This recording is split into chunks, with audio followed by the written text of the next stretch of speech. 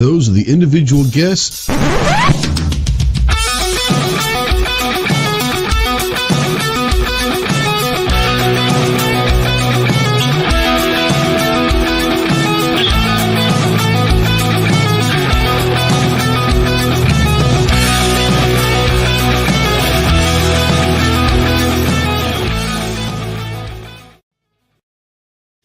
What is going on, my Go Squad? Welcome to the Armed Citizen Podcast Live. This is episode number 268.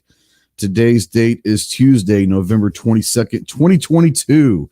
If you're out there on the YouTube side, go ahead and say something. We don't know that you're out there. If you're on the Facebook side, you ain't seeing this because we no longer have Facebook. So it is what it is. I don't give a damn. So yeah, if you want to call or text into the show, yes, you can call or text into the show. Utilize the Ghost Tactical Hotline presented by our good friends Rod and Shelly Gates over at Aegis Gun Care. Go check out them at aegisguncare.com.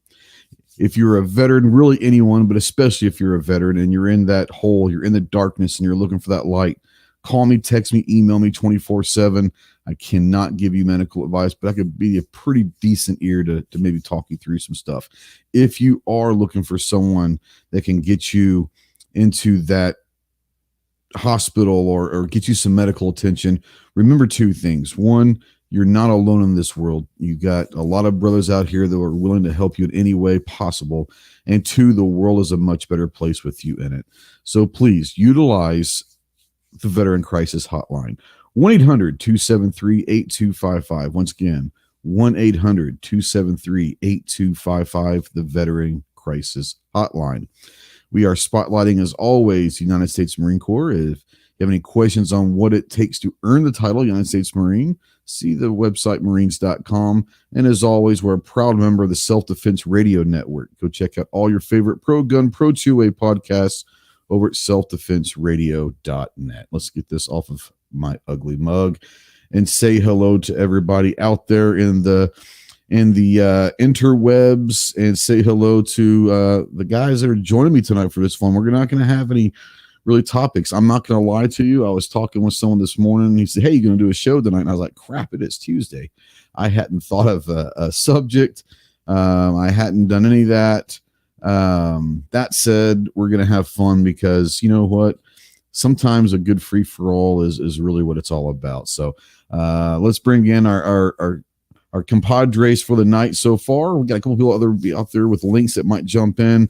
First of all, before we get into this, I want to say a quick happy birthday to our good buddy Clover Tack. He is 500 years old. Actually, he's 30. He looks really rough for a 30-year-old, but it is what it is. But yeah, well, happy birthday to Clover. He says he might jump in tonight. I don't see that happening, but maybe he doesn't like his family enough where he'll jump in. He might get sick of them and kick them out, and you never know. But from Ohio, we got someone who just got some good news this morning that he got approved to go to SHOT Show. So Chris from the 740, what's up, man? Not much, man. Thanks for having me on. Appreciate the invite. Of course. Yeah, man. And thanks for all the help, because I couldn't have got that through if you wouldn't have helped me with that. So you could have gotten it through. It's just like I said, there's things that people don't know that NSSF is looking for in particular. And I learned those from other people, and it's about passing on the knowledge, especially to people that we believe in and people that we think are going to do a good job, which I have absolutely no problem helping you because, like I said, I know you're gonna kick it in its butt this year. So happy to have you. Going to see you at Range Day as well, so that'll be fun. But yeah, we're really happy to have you at going to SHOT. I think you're going to do really, really well with it. Well, I appreciate it.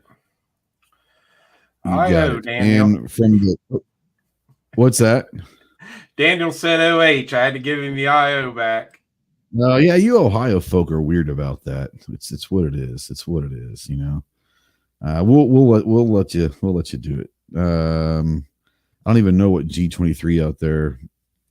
UA, like unauthorized leave or unauthorized absence. I don't know what that is, but oh well. And from the great big sky, the home of Yellowstone, the Rogue Warrior. What's up, man? Rogue Banshee or Rogue Warrior. God, my head's so far out. No man, idea. you are tired tonight, aren't you? I'm not tired. I'm just in one of. It doesn't happen very often, but I have moments. I have nights that I don't feel altogether. So tonight's just one of those nights that I've got to fight through that shit. You know. We all have that, man. I mean, that's just a thing. And what sucks is, man, is I've noticed that as I get older, I seem to have more of them. You know? Yeah, it's just one of those. Like I said, it doesn't happen often, which I'm very thankful for. But you know, everyone has days, moments. Yeah. I was fine until about an hour and a half ago. Not real sure. Just hour and a half ago, you found out that Clover wasn't coming on, and I was. So you got all pissed off. No. An hour. If that was the case, I would have been ecstatic. So, yeah. Now I want to say this: 1% out there, Rich White does have a good point. He said Ohio, a 4-letter state that it takes 2 people to spell. That's fair. That is fair. That's fair. That's fair. So let's run through the crowd and say hello. G23 was first out there.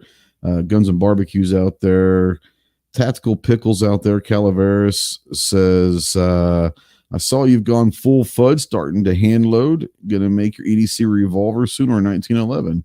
No, but what I am gonna be able to do is have ammo for competition shooting at my disposal anytime I want, and not having to worry about whether I can get 200 or 300 rounds from a manufacturer quick enough. It's going to be the same lot, whether or not I have to pay $2 or $2.50 per round for some of this match grade ammo. So I'm going to, thanks to Chris, by the way, Chris brought me some powder and some large rifle primers to Wanamaker, which I could not. I found some primer, which actually was great. I had already ordered a pound of powder, so now I've got 2. That's great, but I literally couldn't find any large rifle primers unless they were like literally 19 cents a piece. I'm not paying $190 for 1,000 primers. Sorry. So yeah, he gave me 500 primers, so that'll at least get me through my first match, maybe even 2. Actually, probably through my first match and load development. Which is kind of what I'm hoping if I can spend. So let me ask you this real quick, Chris and Rogue. I don't know, Rogue. You don't reload, do you? You do? Okay. So I've kind of got a recipe, and Clover helped me with that they recommend with the projectiles, which the horny match that I have and all that. Well, if you got that from Clover, was that for a muzzle loader? No, it was a milsurp, but I didn't get it from him, but we were going through some different recipes, and I'd gotten some recipes from some other guys that are on Team RSF and all that, and he was going through one of his manuals and asked, what projectiles I have and all of that, and he was like, okay, and it was very similar.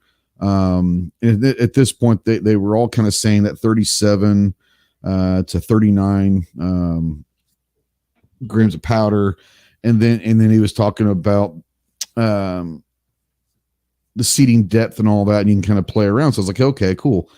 And it was really interesting because that was like the first, like, okay, I've got this stuff now. I start finding recipes and all that. So let me ask you guys this, because this is something that I have never done. But when you start working on load development and all of that, like, I know that what I want to do is I want to like make batches of different ones and go out and shoot and see which one actually works the best. Do you guys do like 2 or 3 per recipe to start out with and go test those 3 and do like a 3-shot group? Or what do you guys do when you start talking about load development?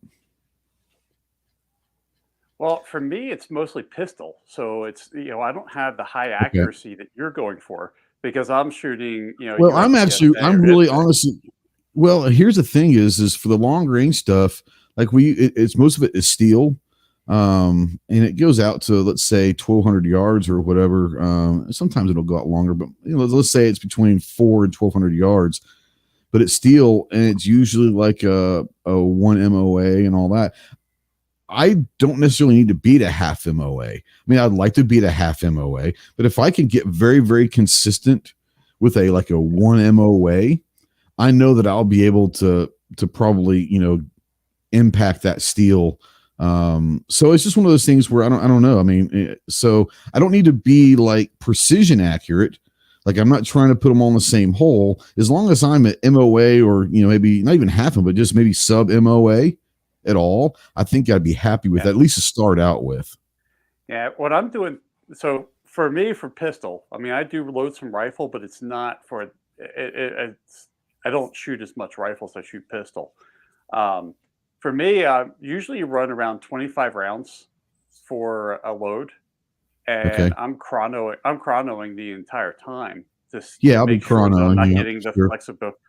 But other than that, especially if you're doing USPSA, you have that power factor that you've got to be aware of. I gotta watch it, and usually 9mm is not that big of a deal. It's when you shoot 40, because back in the day when I used to shoot 40 and that stuff, I know, and it happened.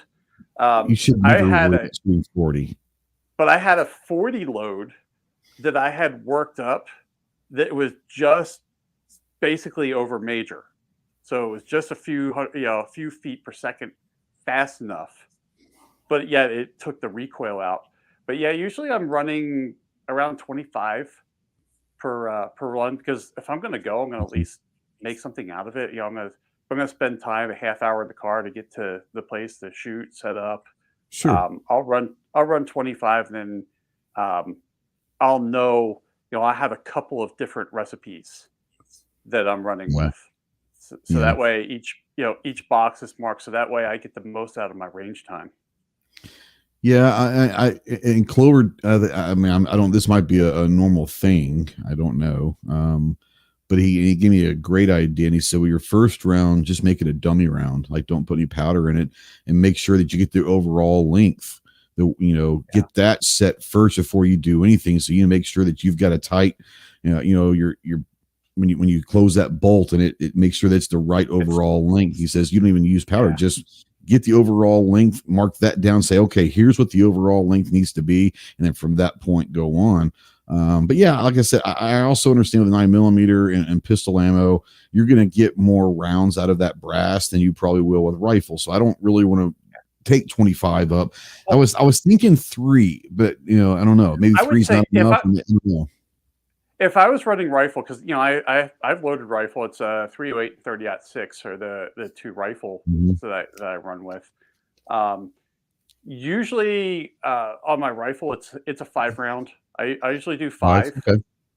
And that just gives me enough. Duo, he says he does 5-round groups as well. So maybe I do go 5. Because I mean, that's the whole thing with the rifles. You're trying to get that cartridge as long as possible, that you're just on the grooves of the barrel. Absolutely. So that's mostly what it is. That's mostly what it is. The rest of it is just running chrono and making sure that you're getting some type of grouping out of it. Yeah, I mean, obviously, I want to chrono everything. I want to maximize energy and all of that, and I just want to make sure it's a stable recipe that I know that it can reach out and be really, I guess, the accuracy. I want to be accurate enough, but I don't need it to be crazy. I just want to be consistent. That's really what I'm worried about. Is I want to know that round number 1 and round number 100 in that match is going to be consistent. And that's really honestly why I'm starting this reloading thing, is to make sure that, one, I want to have ammo in case someone says, hey, there's a match this weekend, you want to go? I've got 100 rounds, let's go do it. Instead of having, I gotta get online and see if I can find it and how much it's going to cost and all of that. This way you're going to have inconsistency between batches too. So this way you can try to stay consistent. If I go commercial ammo, I know that there's probably not going to be a huge difference, but I mean, I just want to sit there and say, well, I wonder if I can get all that from the same lot number. Probably can't, the factory ammo is probably pretty good, but it's just one of those things. I don't know. Chris, what do you think? 3, is a 5 round something good or what? Yeah. So, okay. If I'm like for instance, if I'm doing rifle load development, I'm going to load at least 6 because I want 5-shot groups. Which everybody's different. Some people like to shoot 3 shot groups, 4-shot. 5-shot groups seem to be, if you can keep all 5 of them pretty consistent, you got a pretty good load. Because sometimes, I've had, like when I was doing 224 Valkyrie years ago, it seemed like I always had a flyer during that 5-shot group. So it just kind of kept me where I wanted to keep adjusting things, trying to tighten things up. So normally for me, if I'm going now, let's say the rifle's already sighted in, you got your 0.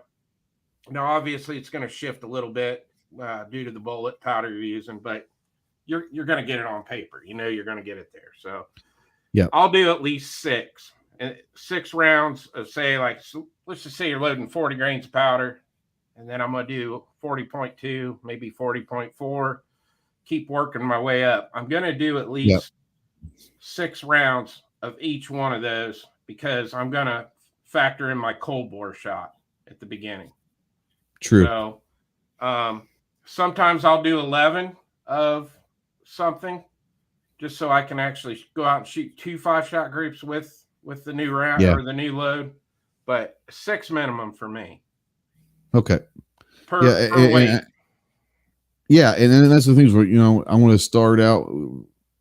I think I wrote down 37 grains is where I'm going to start out, and then go to 39, and then go probably no higher than 41. And then from there, it's just one of those things where you start kind of figuring out where we're at.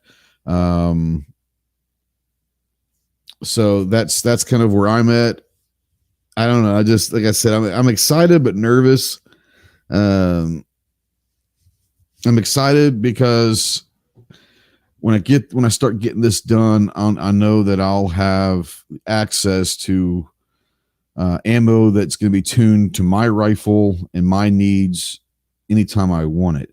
I'm nervous because I keep hearing from people that it's addicting, and I don't know if I have time for another addicting hobby.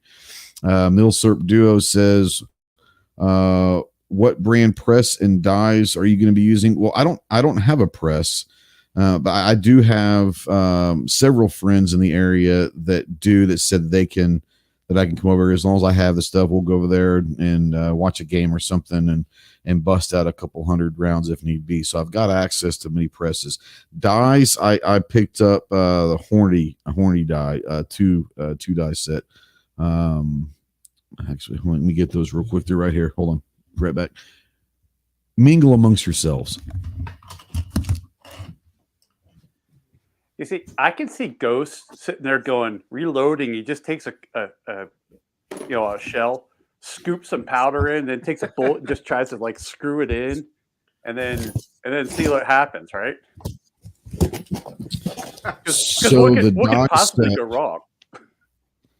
The dice set I got are the custom grade dies and 6. That's a full length, and it's a 2 dice set from Hornady. Just got those in yesterday. To go with I didn't get the ELD, the red tips, because at this point I don't really care about those, but I did get the Hornady match projectile. Then I got this from Chris. I also got another one, but the Hodgin H4350, and then Chris did give me, like I said, some CCI large rifle primers. Let me get this back in the box. But yeah, the dies are Hornady, and here's why. I'm planning on using a lot of Hornady brass. I got about 600 rounds of Hornady brass. I got some Norma, about 300 rounds of Norma, and I have some other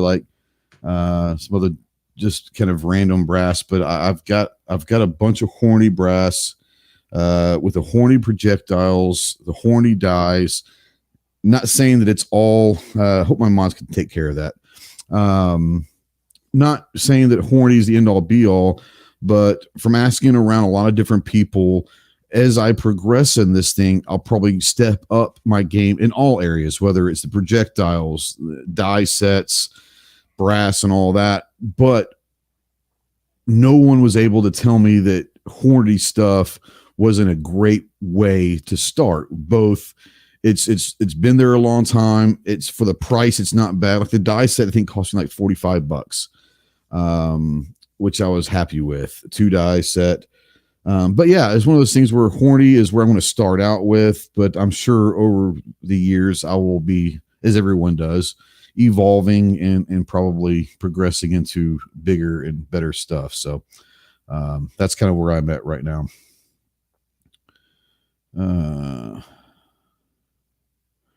Yeah, I'm not on the YouTube side, but I'm hoping that my mods took care of. Yeah, they got him. I'm watching on the YouTube side too. Okay, perfect. I appreciate it. I'm assuming they're usually pretty good about that. But I just wanted to. I don't see it when it gets taken down. You don't see it on the StreamYard side, so that's kind of where I'm at right now. Before we move on, let's kind of go in. Every Thursday, Saturday, and Sunday, we have our Ghost Tactical polls over on our community tab. Have a lot of fun with those, and so let's go ahead and go through these for the week. The first one was last Thursday. It's got 1.4 thousand votes. Thanksgiving's coming up in a couple days, and I said, of these, what is your favorite Thanksgiving side dish? Your options were creamed corn, green bean casserole, dressing or stuffing, whatever you call it, or sweet potatoes. Chris, as far as your favorite sides of those, which one would you choose? Oh, the stuffing.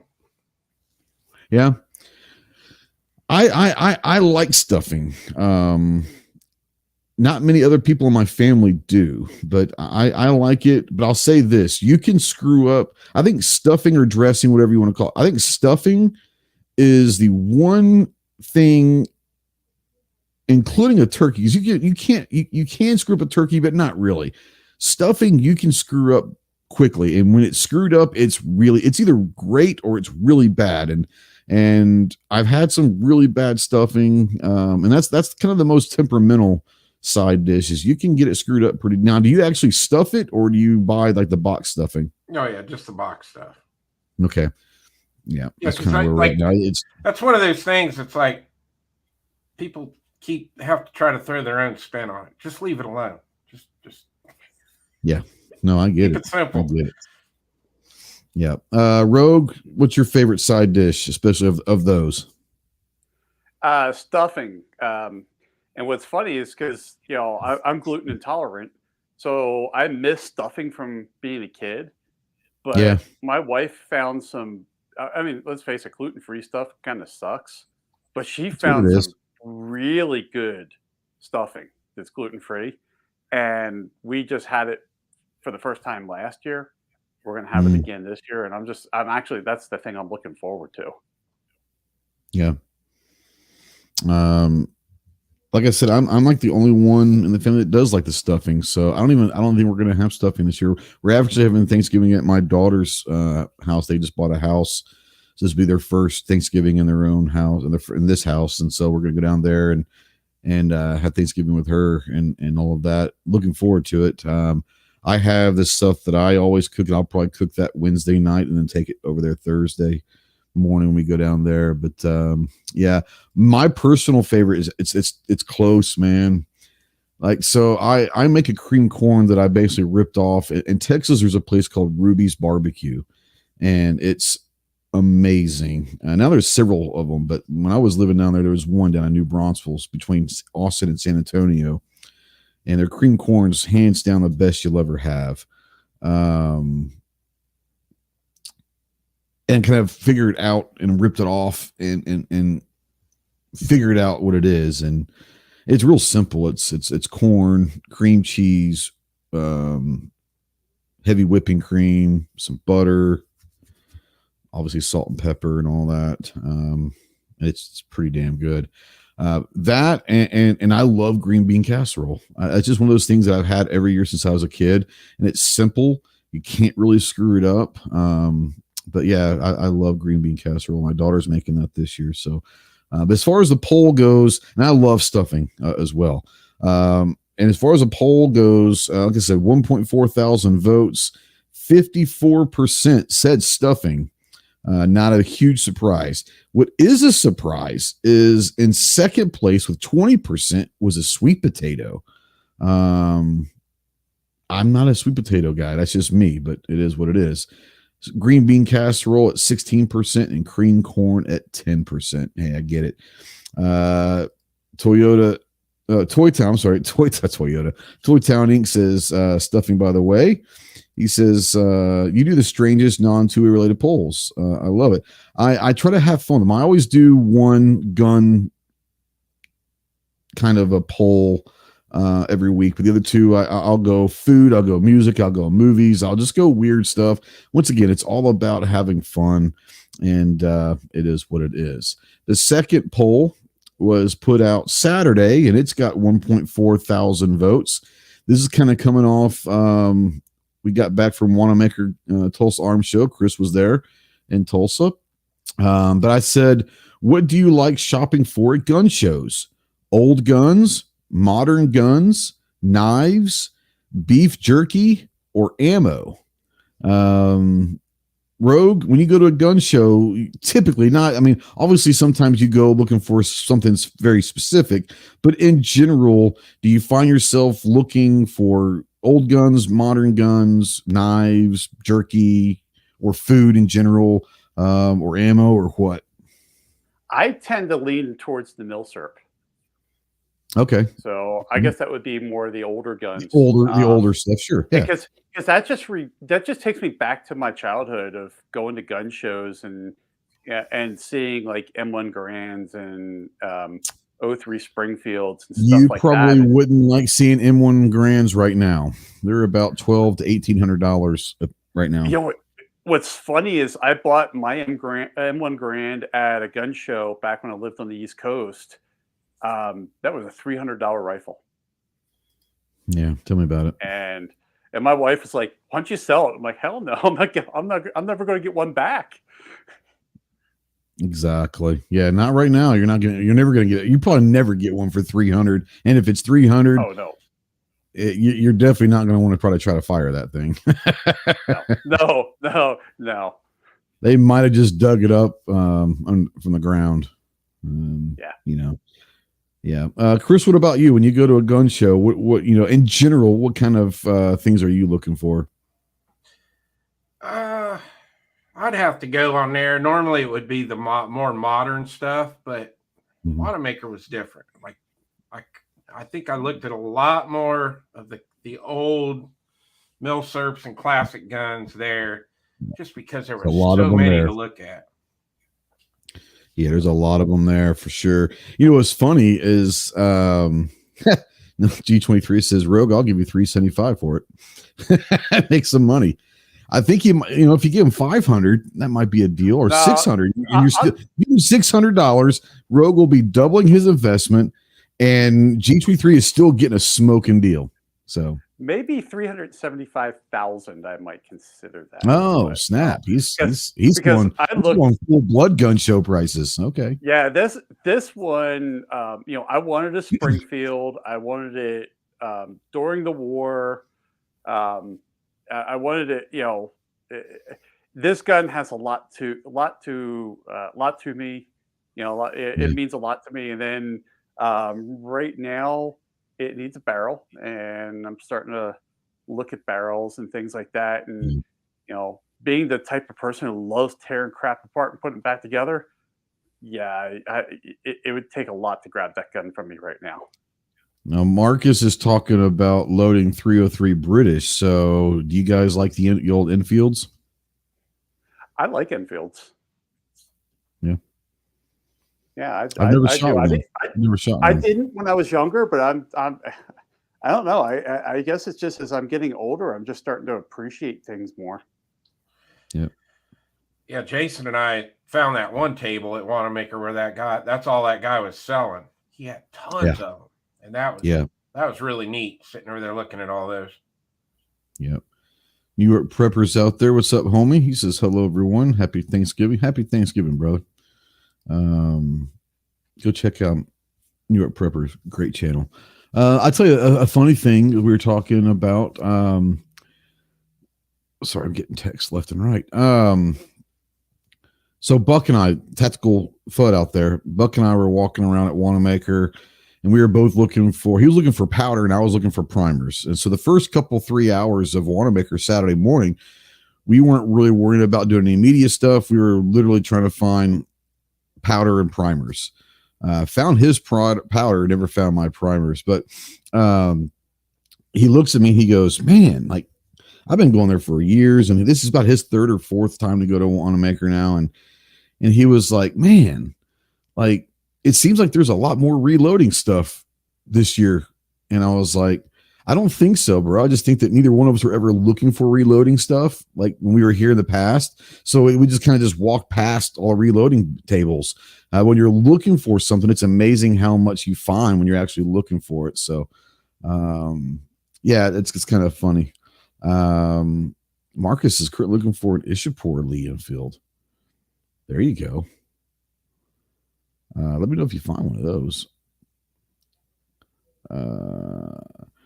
Yeah, Marcus says I got a service grade M1 grand from CMP for $750.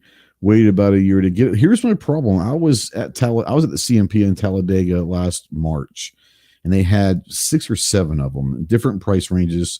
And that's cool if you can actually go there, pick it up, look at it, and then buy it.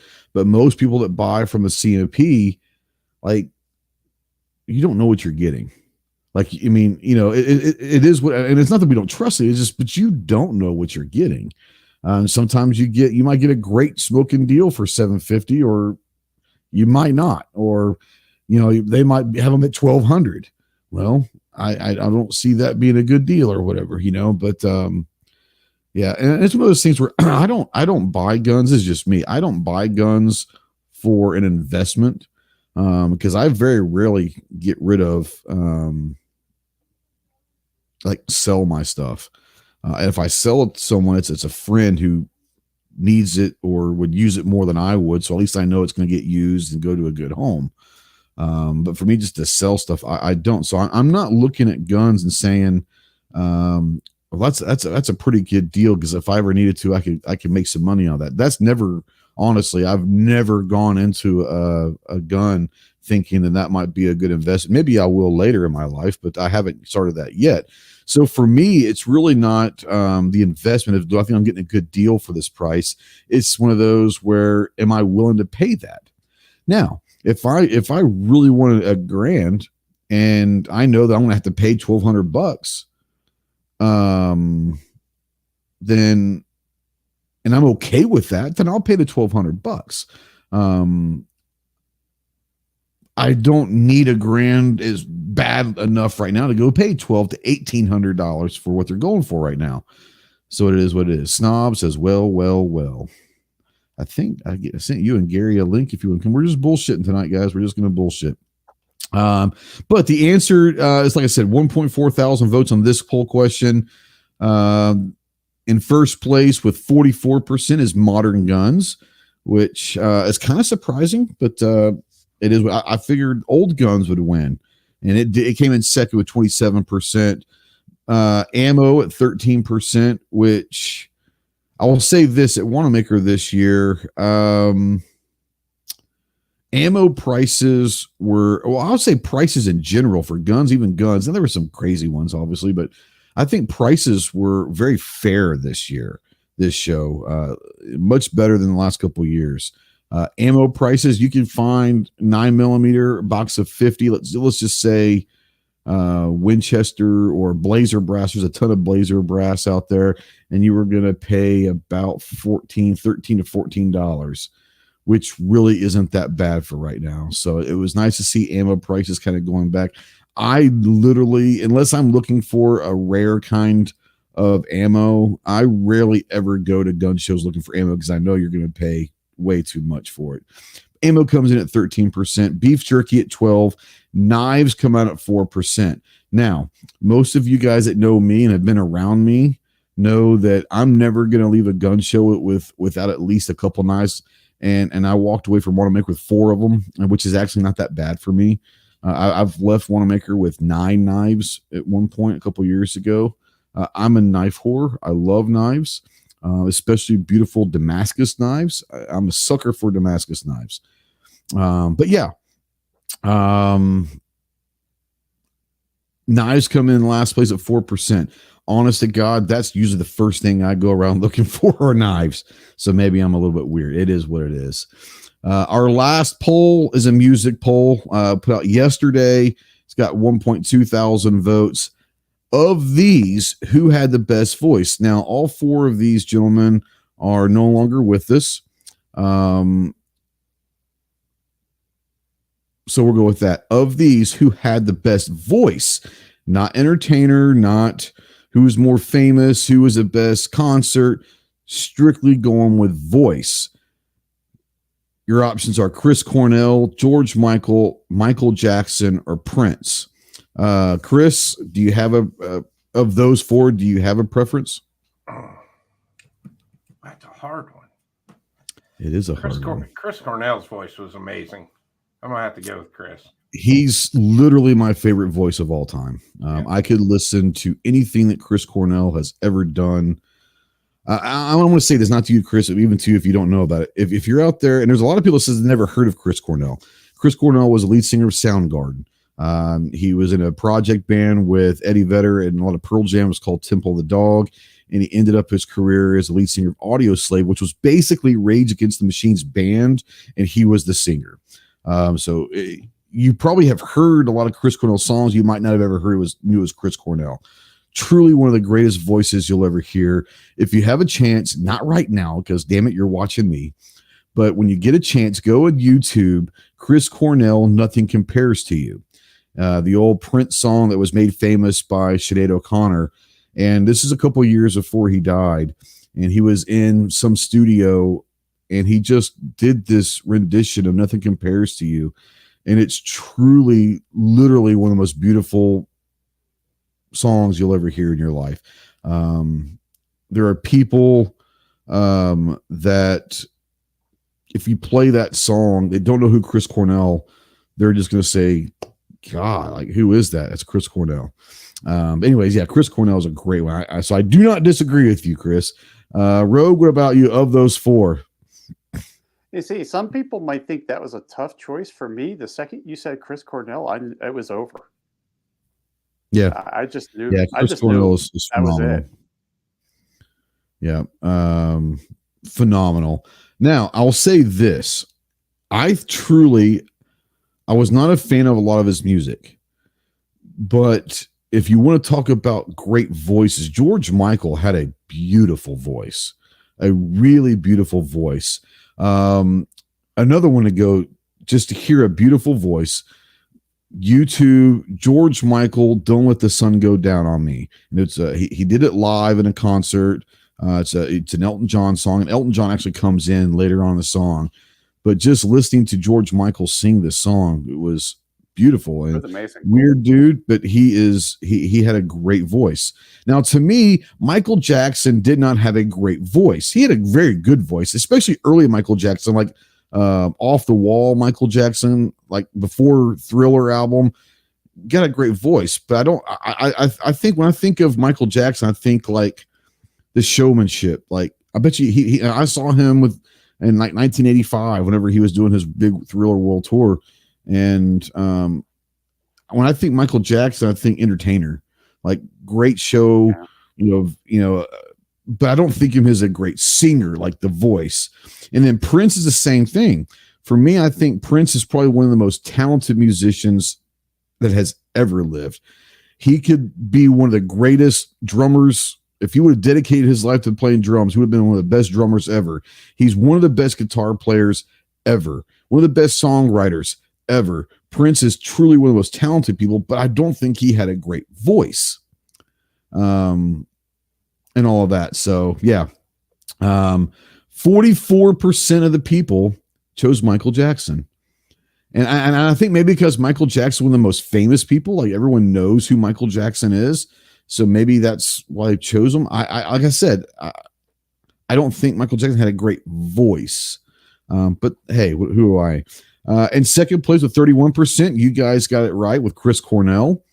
Prince at 14% and George Michael 11%. And I wonder if George Michael comes in last because of his lifestyle or because some of the weird shit that he did in his life. I understand that. But man, just go listen to Don't Let the Sun Go Down on Me. Go listen to several of his old like slow songs, like when he actually showed off his voice. Man, what a great voice. I was a little disappointed that people didn't recognize George Michael's voice. Not saying I want to hang out with the guy or whatever, but yeah, voice 100%. Jackson 5, Michael Jackson. Yeah, I mean, here's the thing. Yeah, Mike, I mean, yeah, I would say that. Like I said, Off the Wall, that album that came out before Thriller, man, there's some great songs on that. And I like Michael Jackson's voice then, even parts of it in Thriller. I just never, like, when I think of Michael Jackson, I don't think like beautiful, strong voice. Like, I don't think like, hey, I just want to sit there and listen to the beauty of this guy's voice. Like, okay, so I'm going to let you into a little secret, guys. I have a very, very eclectic taste of music. I literally, like, my favorite artists are like literally all over the map, like Alabama, Bob Marley, Pink Floyd, Bob Dylan, the Beatles. Like, I'm literally Tupac, Eminem. Like, I like pretty much everything. One of my favorite things to do is judge me all you want. I don't give a shit. One of my favorite singers is Andrea Bocelli. And I don't know if you ever heard of Bocelli or not. He's one of the Italian tenors, and he's blind. Bocelli, beautiful voice. I appreciate voices. One of my favorite bands of all time is the Smiths, and I think that Morrissey has one of the most beautiful voices out there. Jim Morrison had a voice with the Doors. You take Jim Morrison, you put him in anything else, and he would have just been amazing. Freddie Mercury had a voice. And this is what I'm saying. I'm not saying taking anything away from Michael Jackson or Prince, but you start talking about these people, and you can't put Michael Jackson and Prince in that same category as far as voices go. Elton John has a great voice. Billy Joel has a great voice. So yeah, it's just one of those things. It is what it is, but yeah, my music goes over. But if you guys want to do something, go check out Bocelli, Andrea Bocelli sometime. You're welcome. And I don't care if it's like opera type shit and all that. Fucking open your mind up to be a little bit cultured and appreciate good music. And I cannot stand watching Celine Dion. Can't stand. She just drives me nuts. Bocelli, YouTube, Bocelli, Celine Dion, The Prayer. You're welcome. You're welcome.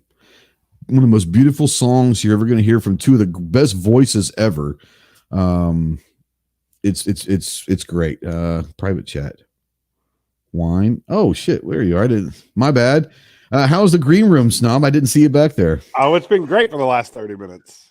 I saw that private message. Shut the hell up. You've been back there for a little while. Have you really? I didn't even. I really didn't see you down below, and I just saw the private chat. I was like, oh shit, Snob's here. What's up, homie? Not much. Yeah, everything good. What you got there? Who's this? Is that an Aussie? Annoying dog. Yeah, it's a mini Aussie. Oh, I love Aussie. My daughter just has an Aussie puppy now. They're great dogs. He's an asshole. That's what my wife named him. His real name's Bristol, but she calls him asshole. Does he answer? The question is, does he answer to asshole? Yeah, he answers to anything. Okay, that's good, especially if you have food. Yeah. Now I'll agree. That's what I said earlier, Rich. Prince belongs on the list of best musicians. Absolutely. I think that you talk about pure musicians. I think that the list, and don't take this for the right order, but the list consists of Prince. I'll tell you who's a great musician is Lenny Kravitz. Lenny Kravitz can straight up play every instrument. Here's one people aren't going to think about. People don't realize how talented this guy is. Kid Rock is an incredibly talented musician. May not like his music, may not like his voice. That dude can play everything. Paul McCartney is an amazing musician. But yeah, Prince, I think Prince and Lenny Kravitz are probably the two in my era that I would say are the best pure musicians. They can literally do it all. So yeah. G23 says I listen to classical music and gangster rap. Hey, I listen to both of those. I'm not going to cruise down the highway listening to classical music, but I can appreciate it. I have to be in a mood, and I'm feeling much better now. But when we first started this, I was having me a night. Just sometimes you have those nights. At least I do. I was in probably a classical or Bocelli mood, but I'm feeling pretty. I'm feeling better now. So you guys brought me out of my funk. So thank you so much. Can I bring you in real quick, Snob? Best voices of the four we had out there. Chris Cornell. Chris Cornell. I voted that before right? he was on top on the list, and that was the first one. I didn't have to read the rest. Exactly. And I think this is one of those that people, like I said, I think a lot of people have heard Chris Cornell sing, but may not know that was Chris Cornell. Beautiful voice, just unbelievable. Beautiful voice. Now, Chris Cornell might not be able to moonwalk as good as Michael Jackson, but probably not. Although I would like to see that, or I would have loved to have seen that. Abby, Beatles suck. I could say something really mean right now, but I won't. You're a lady. Everyone has their opinion, but not all opinions are right, Abby. So let's see here. So we were talking a little about reloading and all that. It's not. Do you reload? I don't. We never had this discussion. Do you ever reload, or have you before? And I ended up selling all my stuff because I never had time to do it. Yeah. What I was asking, I asked Chris and Rogue and guys out in the chat, like, I got all my stuff now. I'm going to start going down and maybe doing some load. Like when you're doing load development, let's say for rifle, did you reload for rifle at all? Yeah, I just reloaded 223 and 9's all I ever reloaded. Okay. Well, when you're working on load development, how many of each recipe would you make to go and work on? Was it 3, 5, 10, or did you really have a number? I'll be honest. I just used a middle of the line load out of a Hornady manual, and just went with it and shot it because I was just shooting plinking ammo. My dad was, growing up, my dad was all real big into precision rifle, reloading on a single stage and all that. Yeah. Now, Rich White says, have you ever seen the performance of While My Guitar Gently from the Hall of Fame induction when they played it, attributed to George Harrison? Yeah. So you've got Jeff Lynne. I want to say it was Jeff Lynne, Tom Petty, George Harrison's son was in that. It was a tribute to George Harrison right after he died. Two things. Maybe Clapton was even there. The person that played the solo of that song was Prince. Of all those great guitar players, Prince is the one they chose to play that solo, and it was unreal. The second thing I remember hearing a quote from a long time ago, and many people would consider Eric Clapton as the greatest guitar player ever. He's widely considered at least a top 2 or 3. But someone asked Clapton one time, maybe it was during his Hall of Fame or whatever, and they said, what's it like being the best guitar player in the world? And he says, I don't know, go ask Prince. It was dead serious about it. Prince was a lot of things. A guitar player was one of them. Weird dude. That dude could write a song, but that dude was a seriously talented individual. So it is what it is. Let's see here. Abby says I need to set up my lead load all 2. I don't know what the lead load all 2 means. Is that a type of press? Yeah, it's a press. Okay. I know Lee is a press, but I didn't know like the all 2. Is that a specific type of press or what? A shotgun press? I don't know. I'm asking you. Yeah. I think the lead load all. It's a shotgun. Yeah, it's a shotgun. The lead load all. So it's called the lead load all. That the load all is like the actual press. Okay. Yeah, the load all. Yeah, it's the second version. Yeah, there you go. Yeah, I don't see myself ever doing any shotgun stuff. I don't even really see myself doing 9 or 223.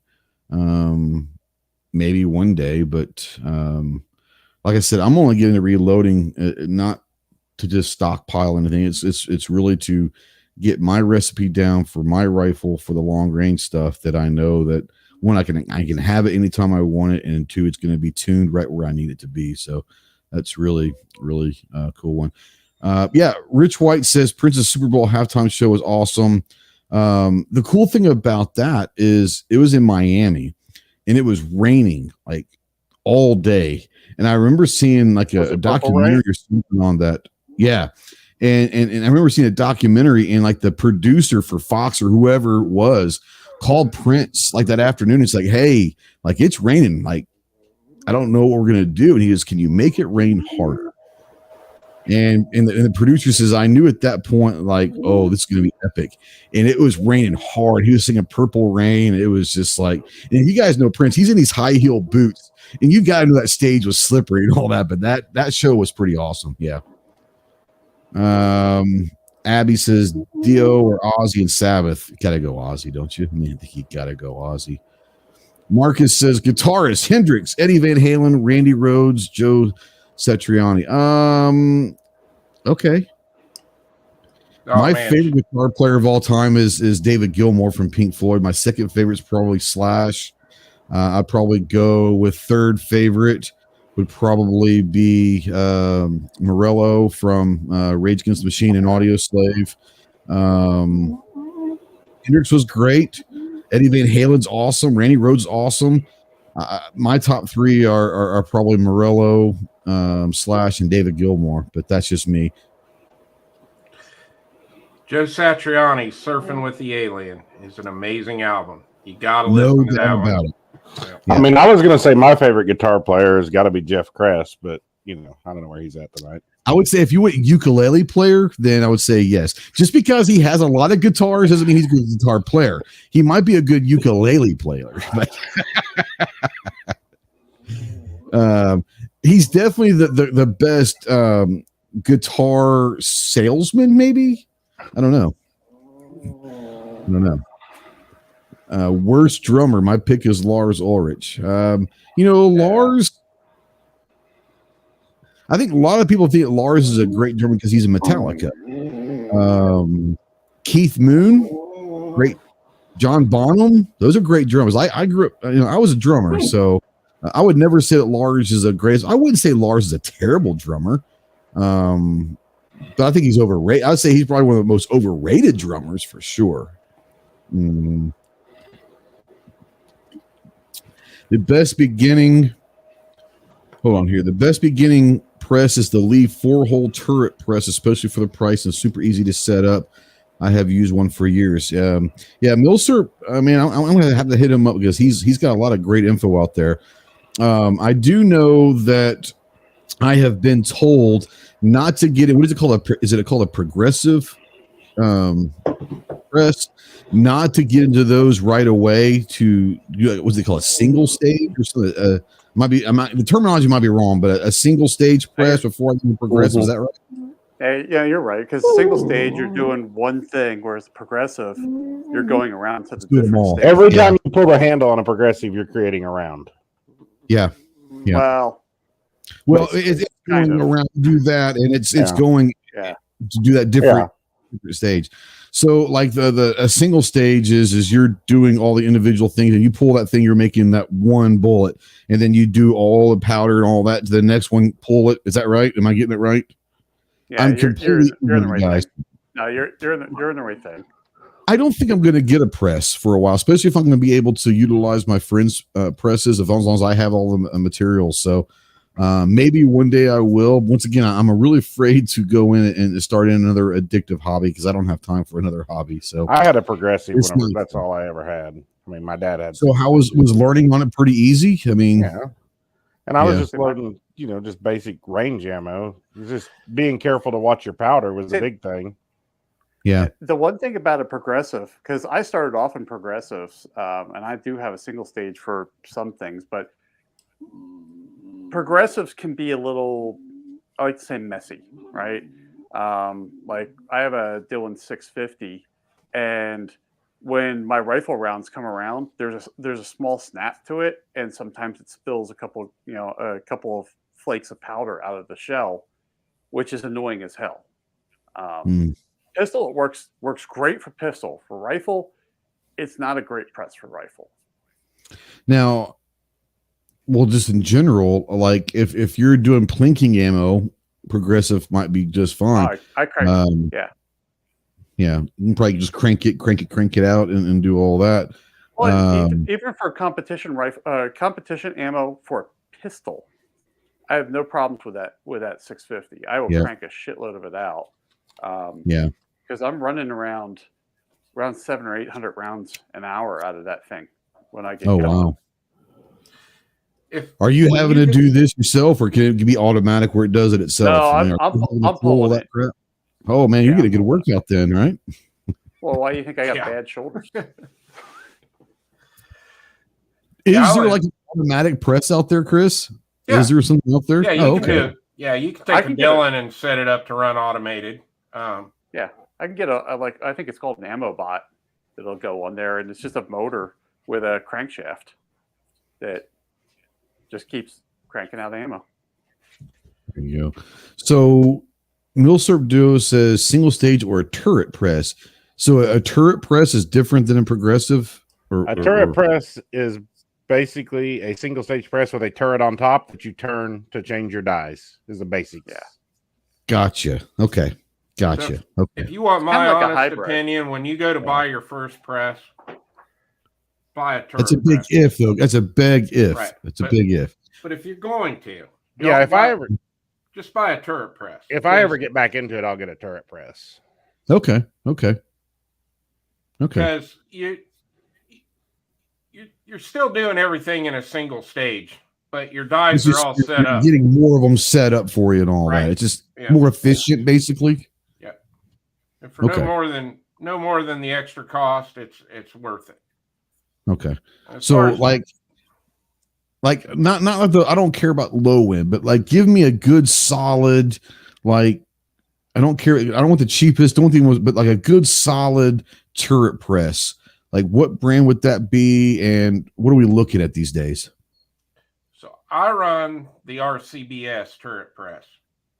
Okay. And I like it because is RCBS the brand? I'm assuming. Yeah.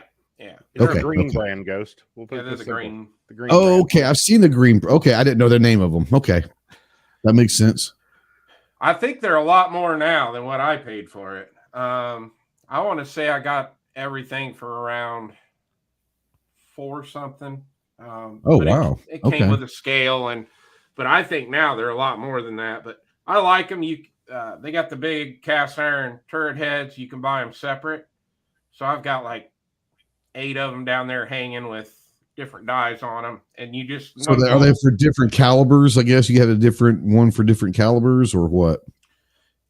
Yeah, like some of those heads, I've got like two sets of dies on them. So like, okay. So like rifle, I can put two calibers on one turret head. Okay. Because I use I normally use a factory shrimp die with most of my stuff. But you could actually load, if you're only going to use the 2 dies that come with your rifle set, like the Hornady set you bought. Yeah. You would be able to put 3 different calibers on that one turret head if you're not going to use a crimp die. Oh, okay. Interesting. Okay. Jacob says $350 right now on their site for just the press. Yeah. So how much do you think, we're talking about the different turrets and all that. How much of those run? Like, $50, $100 a piece or what? About 50. Oh, that's not bad. That's really not that bad then. Bill Sardus says, great price. I'm going to order one this weekend. So there you go. So yeah, that's interesting. So yeah, like I said, I don't see myself doing that anytime soon, but yeah, it's not bad. It's not bad. Like, as far as progressive goes, the only thing I load on a progressive is my 9mm because I shoot so much of it. I have to be able to crank it out fast. Yeah. And then that's gonna be me. Like at the most at a time, I'm probably looking at 200 rounds at a time. So yeah, I'm obviously a progressive. I get that done a lot quicker, but I'm also going to be using those for competition. So I'm really going to want to make sure that I got my powder just right, everything's set right, and all that. So I'll probably, I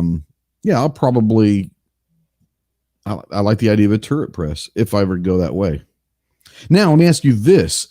On a progressive press, can you run it as a single stage or a turret, or does it have to be the progressive all the way?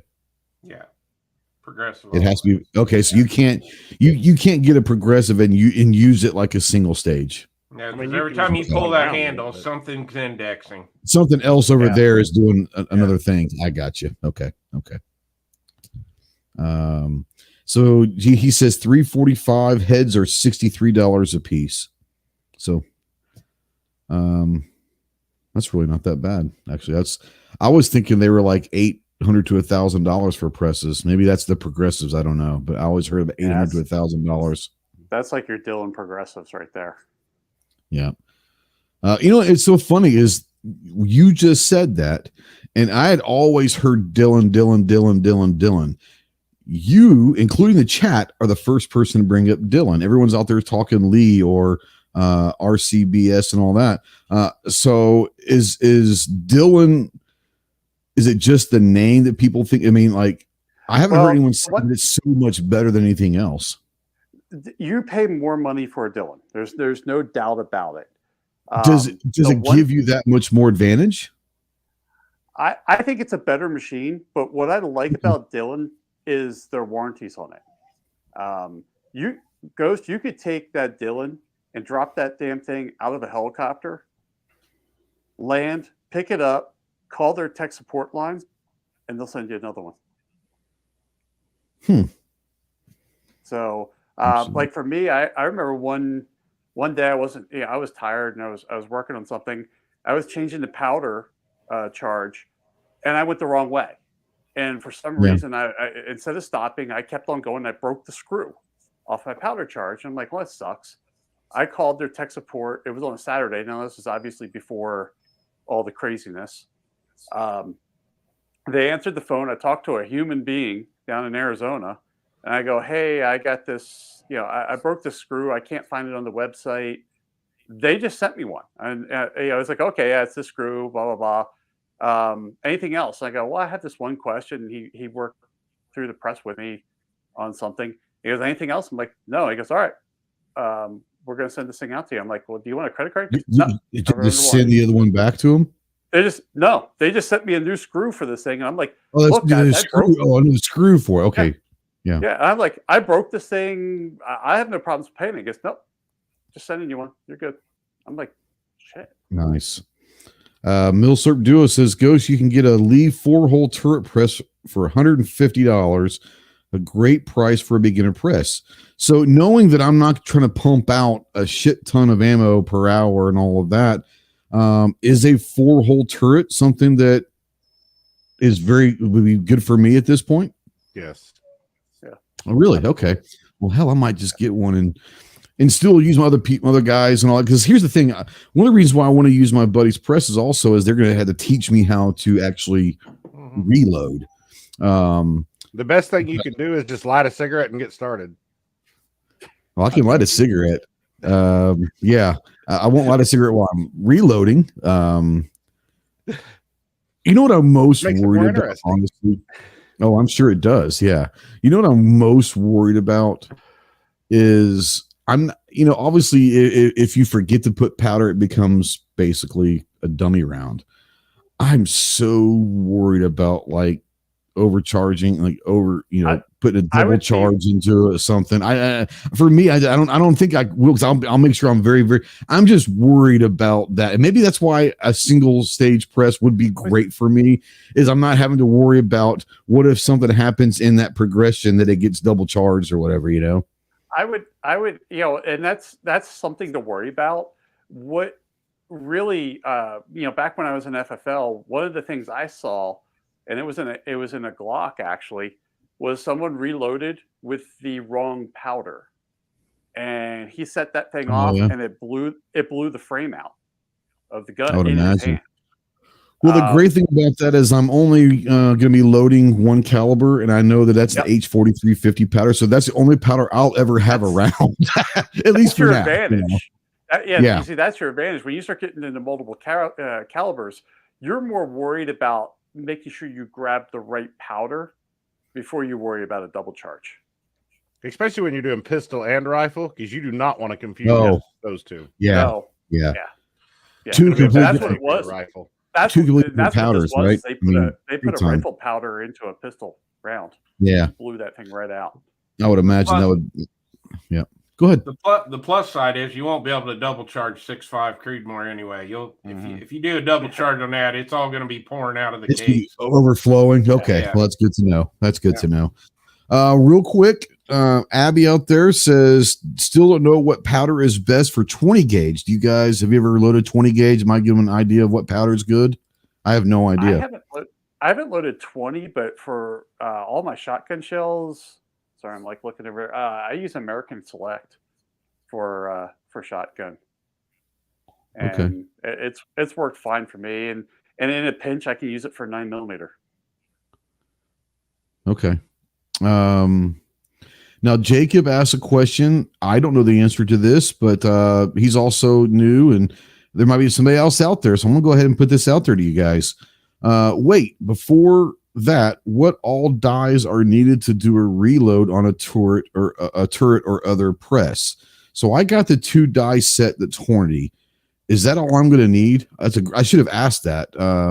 Clover said that's all I would need, but I mean, it's Clover, so we can only take that for what it's worth. I do trust Clover. I make fun of them, but I do trust them enough. But are those the only thing the 2 die set all I'm going to need to get going? Okay, good. That's good to know.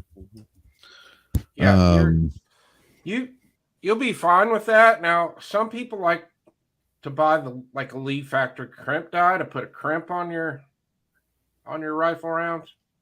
Okay. Most people that shoot them in a bolt action don't even worry about it, but some people that are going to shoot them in an AR, like if you're going to run it out of an AR-10, some people just like to put a light crimp on it. Now normally, like if your pistol dies, you're going to get either a 3 die set or a 4 die set. Okay. Gotcha. Hello, darling. It was good seeing you last weekend. Abby, we're going shotgun, so I'm getting rashes already. But Abby says, I'd like to mix the 177 BBs and magnesium powder and load that into a shell if that'll work. I don't know. That sounds weird, but I don't know if that is weird or not. Is that normal? I have no idea. Yeah, I don't know. I have no idea. So yeah, G23 says if you're interested in reloading, check out Christmas 740. He has a series of beginner. Actually, I have watched Chris's videos. And Milsurp Duo says, and you need a powder dispenser and scale of some kind. I've got a scale, but I don't know if it's like an actual reloading scale. Are there scales that are made specifically for reloading that I need to probably look at getting? Just go down to your local dispensary and ask for a scale. Mm-hmm. It'll be good. Like I said, I've got scales, but I didn't know if there was one out there that was nothing. Oh, I heard. I got it. I understand what this. I should have gone. You can just use your bathroom scale. That'll work just the same to measure powder. Well, I'm sure it will. Yeah. No, I should have gone next door to the dispensary at the La Quinta. I always used, whenever I used just to check stuff and stuff, I used the little Frankfurt Arsenal digital scale that had the little thing on it, the little cup on it. That's all I ever used. I mean, when I was a kid, Dad had the green RCBS one that you slid the weights on. The balance beam. Yeah. No, I'm too late. I want a digital readout. I'm lazy. I want the digital readout. Well, if you're really lazy and you got some money to burn, they have things where you put your powder in and it'll trickle it for you. Mm-hmm. Yeah, the dispensers. Well, that's what he was saying. I need a powder dispenser and a scale. How much are those dispensers you're talking? I just had to buy one. Is it? But honestly, isn't the part of the fun? Oh shit! Really? Oh wow. Is it part of the fun, especially for a beginning, like doing that shit yourself? Like I think that's gonna be like kind of fun. I'm also a nerd. I'm a big math nerd, and so for me, like the math of everything is kind of exciting to me. I know it sounds weird, but I am. It's fun till about your 50th round. Yeah. So yeah, I mean, you can start with a little trickler and stuff like that. It's not that hard, but yeah, you'll eventually outgrow it. Yeah. Yeah, I just had to buy a new automatic dispenser because my old one gave up on me. But yeah, you're talking. I just bought the Chargemaster Link. You're looking at $350, I think, after tax when I paid for it. But it's going to be highly accurate, and it does everything for you. You just put in what you want, hit the button, and then when you take the pan off, and it does it itself or something, or what? It all for you. I love mine. So it's never fucked up or anything? Well, the one I had the Chargemaster Lite, and I got about 5 years out of it, and it just quit. But I mean, it never messed up. It never like really, you don't remember it messing up? No, I would check it against other scales, like every so many drops, and it was always every right okay. there. So I got you. Yeah, I got you. So you're checking about every 5, 10 or whatever your number is. You're checking, just hey, let's just pull one random one out and see. Yeah, I'd have just a cheat, another scale right there, and just make sure it was dead on. But Milsurp Duo says, I'm going to probably butcher this, but he used the Frankfurt Arsenal IntelliDropper. Yep. Love it for the price. So that's a good one too. I think I probably I probably won't go with the dispenser right away because, like I said, I think that's part of learning is doing it yourself, and maybe that forces me to pay attention and learn something like that. No, prepper out there says a basic powder trickler are great to have. What's that? Yep. So it's basically looks like 2 shot glasses up, one upside down, the other, and it's got a little bar in the middle that you turn, and it just lets a little bit of powder drop from the bottom to the top, so you can. Oh, so I can, if I have the scale there, I can do a little bit, wait until instead of having to pour that shit or whatever. It's now that might be something I could probably get into that. That's usually where people start, especially on single stages, is with a trickler. Okay. Yeah, I'll probably get one of those. Yeah. They're not expensive either.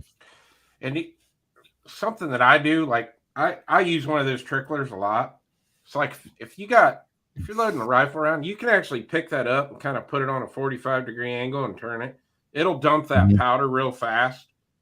And then when you start getting close, you can set it back down and then do it slow, slightly. Yeah. Can I get that tuned in exactly? Yeah. Yep. Okay, I got you. Prepper says like $50. Oh, that's awesome. Yeah, I'll definitely probably have to get one of those. Yeah, like I said, I mean, I didn't really expect this to turn into a reloading chat, but it's something that I'm kind of getting into. So I'm actually having fun learning. I would have probably stayed in the green room if I thought it was going to turn into reloading chat. Yeah. All right. Give me a palate cleanser, Snob. Anything. Bring it on. I don't have anything. Okay. Well, damn it. Shut the hell up then. Well, send him back to the green room then. Nah, I'll make him suffer. He can leave if he wants, but I'm not going to send him to the green room. Oh, that's just mean.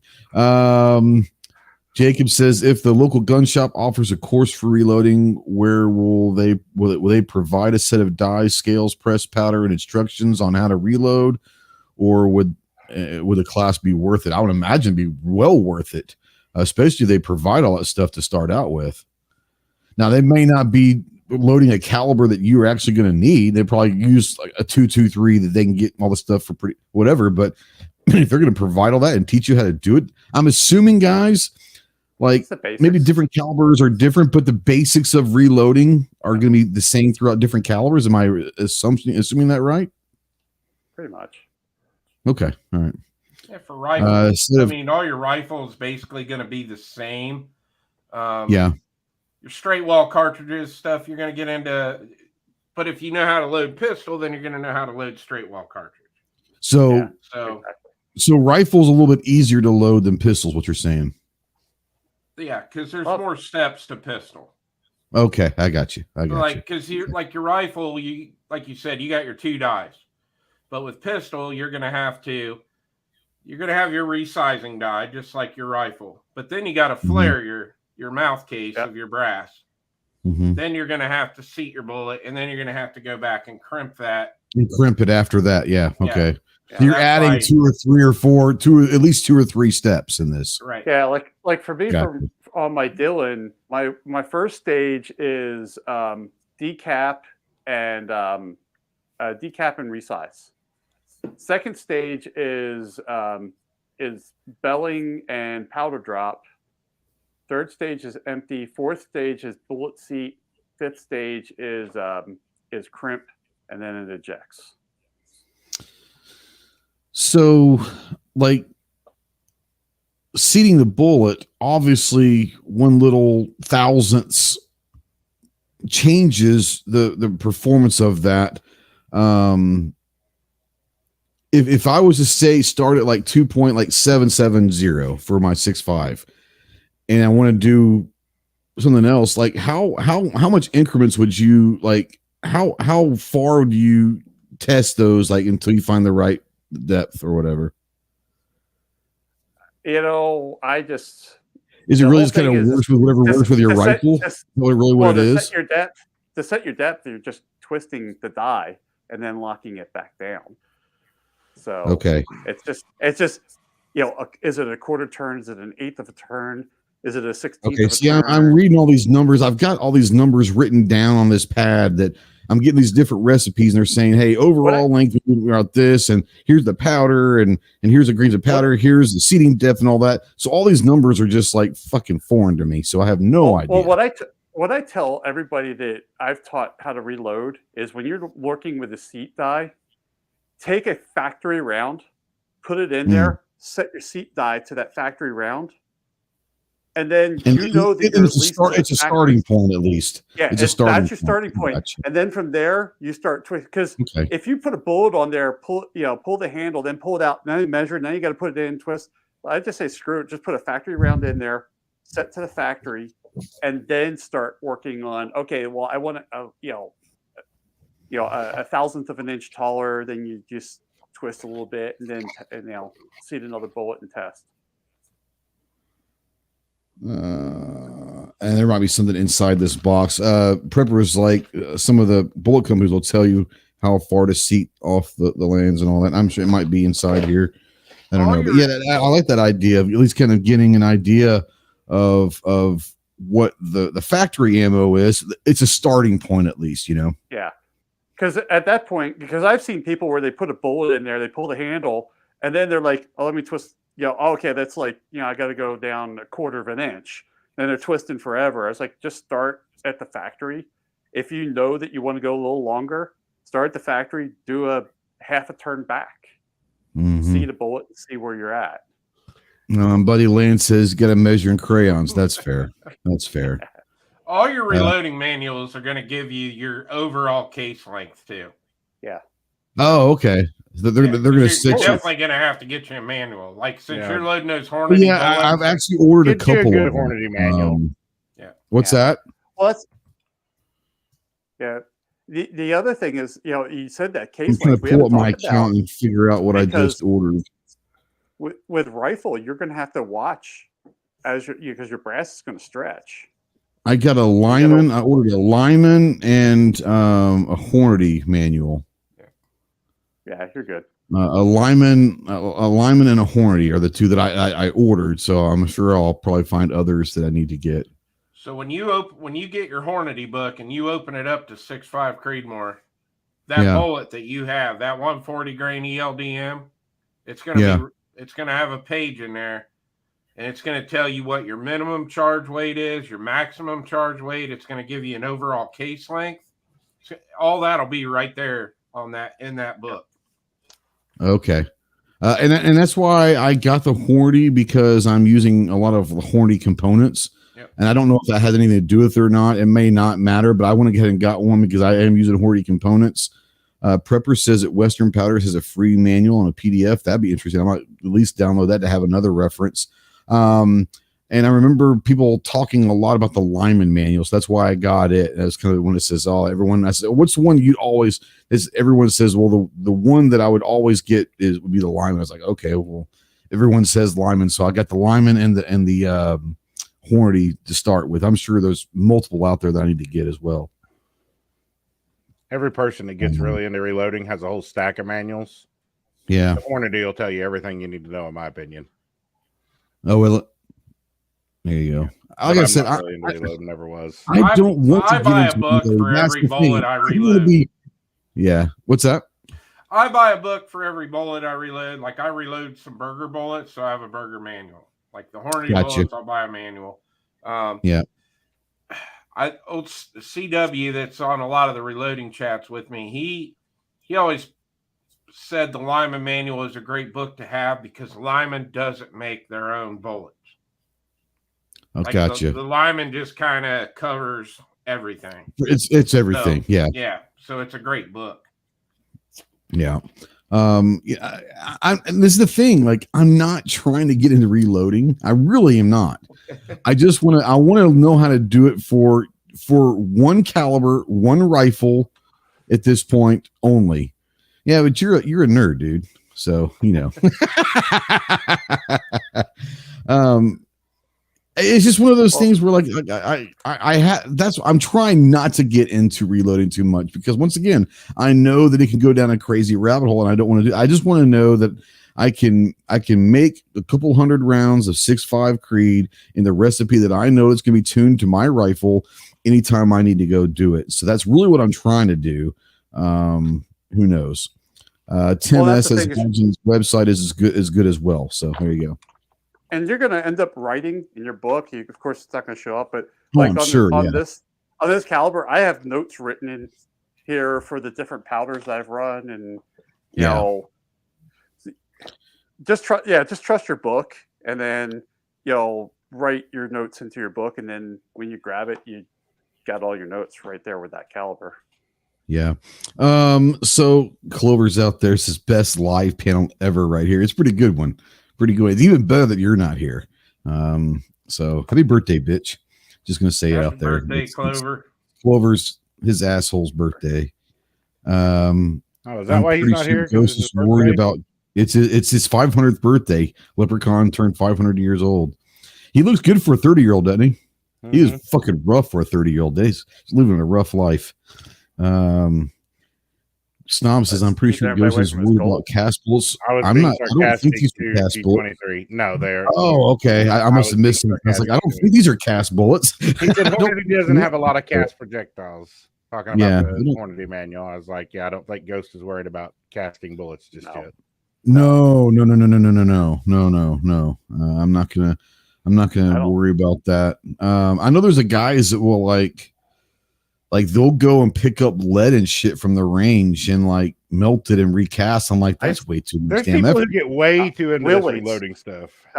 When I used to cast, I used to grab wheel weights and melt down the wheel weights and cast them. Okay. That's a whole other rabbit hole right there. Yeah, I am leaving if you get into this now. I do not want to go down powder coating. I don't even cast Snob, so I don't even have a dog in this fight. Nope, not going to go on that road. If you ever hear me asking questions about casting bullets, shoot me. Like seriously, like in my misery right there at that point. Rich White says, for visually impaired people, are the reloading manuals available? Why the hell are you asking me? Like, I haven't even got my first manuals yet. I want to ask you three guys. I'm assuming there's got to be ebooks or something for the visually impaired. But here's the thing. Like, I don't know this. I'm ignorant. How hard would it be to reload if you're visually impaired? Like, is that a safe thing to do? That's what I was going to say. Maybe you probably, not to be rude to anyone who's visually impaired, but that may not be the best thing because I kind of like to look and check my powder as it was going by and stuff. Kind of what I was thinking.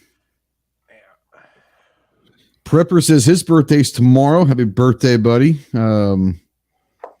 Yeah, my wife's is Monday, and I feel bad for people that are around this time frame of their birthdays, because like once every 7 years or whatever, my wife's birthday is going to be on Thanksgiving Day, and it's like I feel bad for people. I don't care if it's a cool thing or not. I feel bad for people whose birthdays are on like holidays. It kind of sucks, you know. Now Clover's just being a smartass, I'm assuming. Says, I love Cassie. Just something about taking raw material and making a bullet pretty. I don't. He might be serious. I don't know. I'm sure he's serious.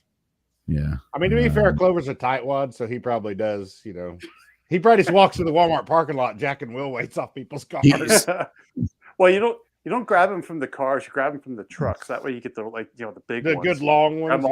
Yeah, the good long ones off the 18-wheelers. They're the best. You want to talk about a bad thing about birthdays? My sister and I are born on the same day, so I had to share a birthday with her for 42 years now. I think we've. Oh, that sucks. She's 5 years younger. Are you older? Are you older or is she older? Are you older or is she older? 5 years younger than me.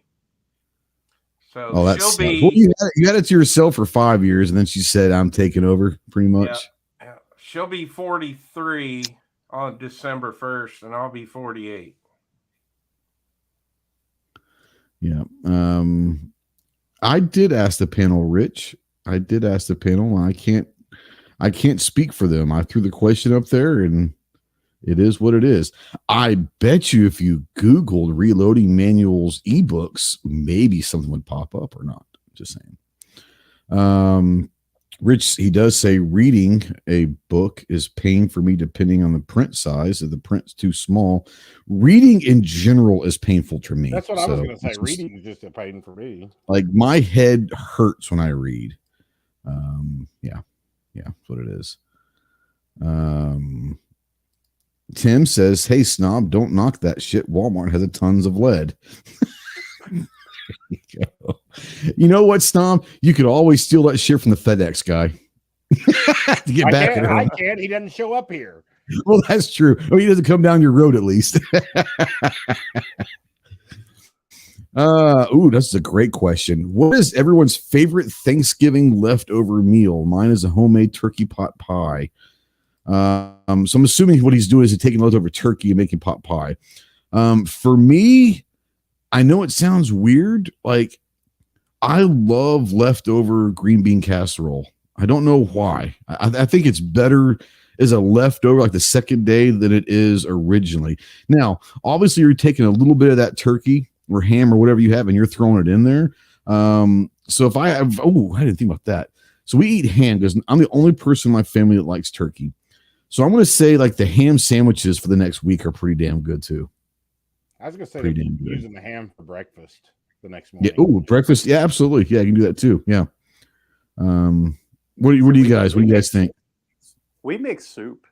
We'll make turkey soup, and then we'll can soup and have soup for a couple months. Yeah. Chris, do you have a favorite like leftover thing that you do with your turkey or ham or whatever? So my wife will take the turkey and she'll put it in the crock pot with noodles and like this gravy and let it cook for half a day, and then she'll throw biscuits in there on top of it. Okay, that wins. You just won. Yeah, that sounds wonderful. Really. I'd rather just have pie left over. That's see, I don't like pie. Like my daughter, my wife's making this like apple like crisp thing. It's kind of like a pie, but it's not a pie type thing.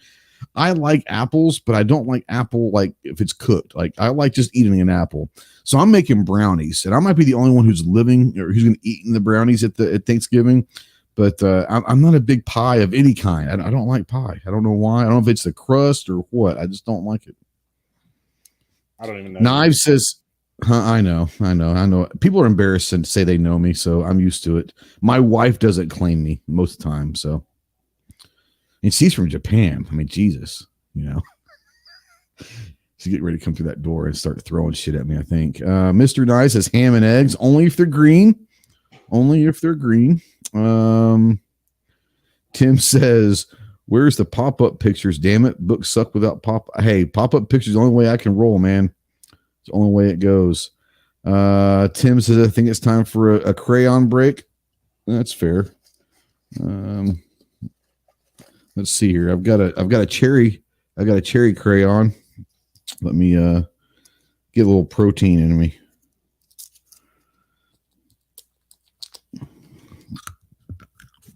That's fucking great. Yeah. Pumpkin pie. Oh, I don't like pumpkin either. God, pumpkin. Ugh. Are you guys pumpkin? Are you guys pumpkin fans? Pumpkin pie. Really? I think it's the most disgusting shit in the world. I eat pumpkin pie once a year, and that's on Thanksgiving. I'll usually eat a small, little bitty, like quarter slice of it.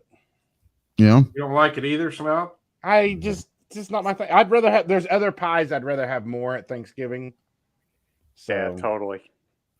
I'm a weirdo. So Millsap's trying to keep this chat going. He says, get the Lee manual. It has a beginner's guide in the front of the book. Okay, well, I'll go pick up the Lee manual then at least. Pumpkin cheesecake. What is wrong with you? That just sounds disgusting. Well, he does like 40 caliber, so. That's true. That's true. Marcus, yes, you definitely have to have the Cool Whip. That's for sure. Mm-hmm. So are you guys, what do they call them? Sweet potato fans also? No, I love sweet potatoes. I love sweet potatoes. Especially like they make them with the marshmallows on top. That's even better. That's the way. Oh, I went down bad. That wax is not good. My wife likes that. I guess they like that sweet potato with, the marshmallows, and I don't even know what but it's like this big old cinnamon. Yeah, I'm sure cinnamon's in there, but they love that shit. It's got that good syrup in it. Oh, it's good. No, Rich White. I agree with Rich White. Pizza's the best pie. I would agree with that. It's the only pie I'll probably eat. Now, I do like a chocolate pie. Like you go to like a diner, so they have the chocolate pies. I could eat that. But most of the time, I'm just scraping the chocolate stuff off the pie crust. So it may be the pie crust itself is what I don't like. I don't know. Clover's got to make coconut cream pies for dinner Friday. I can take or leave the pumpkin pie, to be honest. Apple crumb pie a la mode. Hey, Risa, what's that apple thing you make? What's it called? Apple crumb. That's what she called an apple crumb. But yeah, I don't know. Just add a la mode to it. It sounds fancy. Yeah. Because I'm a fancy guy. Ice cream. You guys know me. I'm not that fancy. Yeah. All right. Hour and a half into this. Where else we want to go with this? We want to cut it off, or we want to go down another rabbit hole? Oh, I was at work. But yeah, those are the new patches. They just came in yesterday. Apple and peach crumb is what she's doing. Apple and peach. It's a crumb thing. Oh, she likes it. She just sent me a text. But yeah, the new patches came in. They're on the website. I went with a different color scheme this year for 2023. It's kind of a black, an army, military green, yellow, and all that. I like it's pretty cool. They are on the website, and they're embroidered. I went back to embroider. My favorite patches I ever had. I love these little PVC patches, but my original patches were the embroidered ones, and I always thought that it looked really, really cool embroidered. So I went back to the embroidered patch. But yeah, let's. I can pull it up. I left them at work actually, but I don't know if the colors and all that, the black, green, and gold with a white ghost, they're embroidered. They look pretty cool. I'm really happy. There it is. Yeah, that's my favorite patch we did. I just like the embroidered patch better. But I did go the different. These things turned out really good. So if you're interested, I'll be bringing some to shot for you guys and all of that. And by the way, Snob, you weren't here earlier.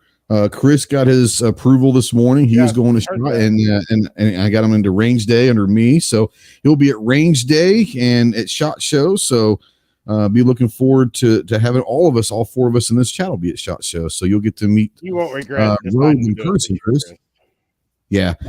Yeah. You'll be glad you did. I'm not gonna lie. We were talking about you behind your back, Chris, the other night when we got off that after chat, and we were all very happy that Snob did that. And I forgot that you didn't go that first year. Yeah, in 2019, I didn't go, and I could have went, and I didn't go, and I regretted it for a year.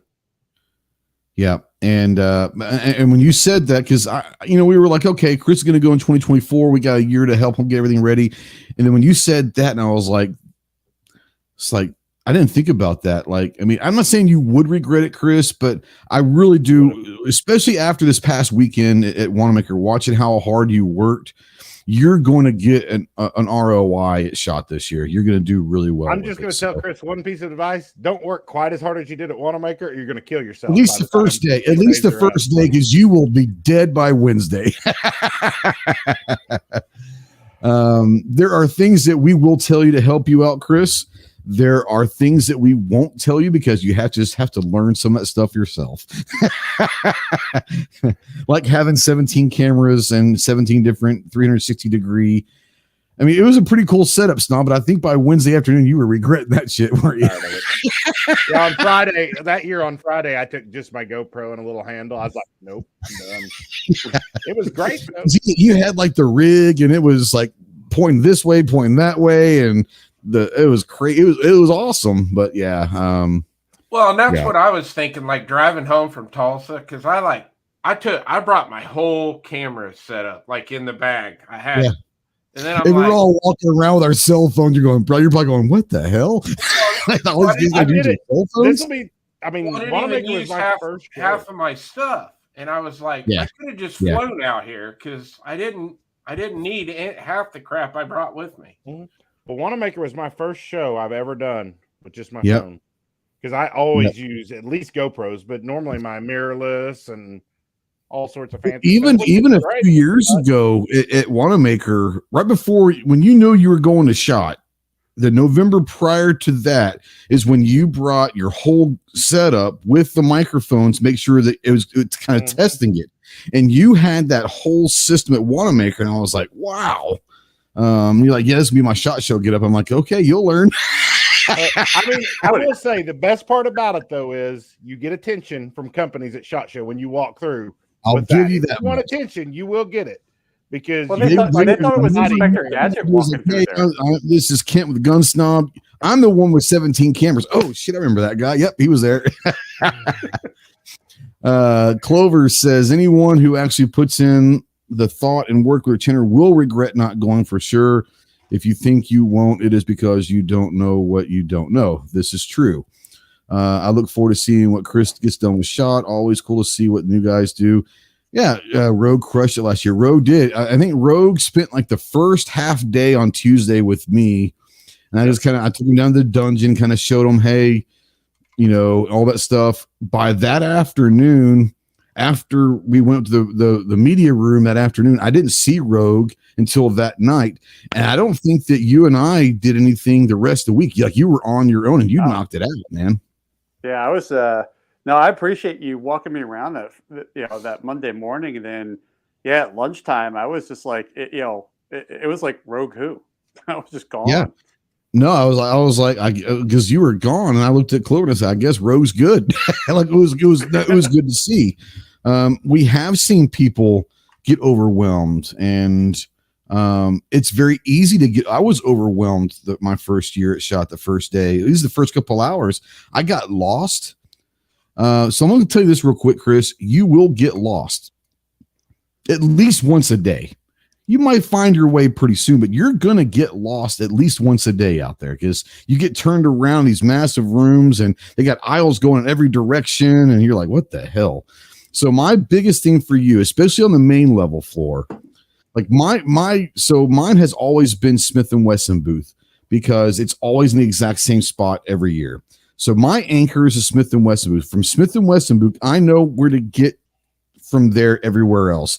You're going to have to find a landmark in each level to kind of say, okay, if I can get to this, if I see this booth, I know where I am. Because if you don't have those landmarks, it's going to be fun for you. Yeah, Milsurp Duo said the app is super helpful. The app is absolutely a necessity on the first year. 100%. Sure. I mean, after you've been a couple years or at least 1 year, you kind of learn where most things are. I mean, you still want the app just to find out where companies are and stuff for sure, but you know the basics. What was weird for me was the dungeon. Is like I thought I knew the dungeon, and I turned a corner, and there was a whole section of dungeon I didn't even know existed. I'm like, oh yeah, there's a whole other section on the other side of the food court that people don't even know is back there. You're like, oh snap, like, walk like through the food court. There's a whole half of it over there you didn't even know about. Marcus says, I have to ask, which gun tuber do each of you get starstruck? I don't care about gun tubers. I see my friends. And like, you know, it's great to see Snob and Gary. I see them at Wanamaker, so I did see them a little bit more, but like, you know, Sarge and OB, Rogue, I'll get to see. Budget's coming this year. He's staying with us. The guys I literally get to see once a year, I'm happy to see them, but like, I'm never going to go up and try to get a picture with like Demo Ranch and all that. That's not me. Not because I'm too good for that. It's just, I don't give a shit. Like I'm there to work. I'm trying to do something for me. Snob, Rogue. I don't gun tubers. Gun tubers. Now, whenever I saw Doug Turnbull, I totally fangirled out. And whenever I got Doug Turnbull, there's a whole section of people that are there that aren't gun tubers that like you're gonna like Masad Ayub. Clint, for me, like Masad Ayub, Clint Smith. Some of these guys like I'll nerd out with. Yeah, there are people like I took a picture with Goldberg a couple of years ago. That was pretty cool because I was not expecting to turn a corner and like almost run into Goldberg, which would not have worked out well. He's a monster of a man, but he's a big gun guy. Lou Ferrigno's always there, which is weird. You know, he's just a weird dude. What's the guy, the Italian guy that was on the Godfather? He's Ray Montagna or something like that. Joe Montagna. He's always there. Trump Jr.'s always there. He's a huge gun guy, but people like those I'm cool with, but like gun tubers, like, no, I personally don't. Rogue, anyone, whether it's a gun tuber or not, either anyone that like you get excited to see at all, like you know, actual celebrities, not gun tubers, but actual celebrities. No, I mean, I got Clover Tack. That's fair. I forgot. Got to say hi to Clover Tack because he's Clover Tack. But Clover Tack has like a posse now, like he's got a whole following. They're all following the Lucky Charms trail. Following though, just saying. Chicago Mike the Shoot, what's up, homie? We're trying to get Chicago Mike maybe to go in 2024. He was on with G-Webs this morning in the chat, not on the thing, but in the chat. And I think he probably need to fly from Chicago. I think that'd be a pretty rough drive, I'd imagine. Chris, are you flying? Or you're not going to drive from Ohio, are you? No, we're flying. Okay. And we're flying out of Columbus, which will be nice because normally we fly out of Cincy. So then I got a 3-hour drive to the airport and a 3-hour drive home. This time it'll just be like fun. 50 minutes. So. Clover says, no, it is not okay to fanboy. Another gun tuber is a colleague. I mean, you can call him what you want. There are people that fanboy, and that's okay. Like, I don't care if someone like I'll go up just for fun. And a good friend of mine is Mark from over at Fit and Fire. Now I'll walk up the first time I see him and act fanboy, because I just like playing a joke on them. But man, it's okay to be excited to see some of these people, especially if it's your first year. Like, Clover won't admit this. He won't, because that's not who he is.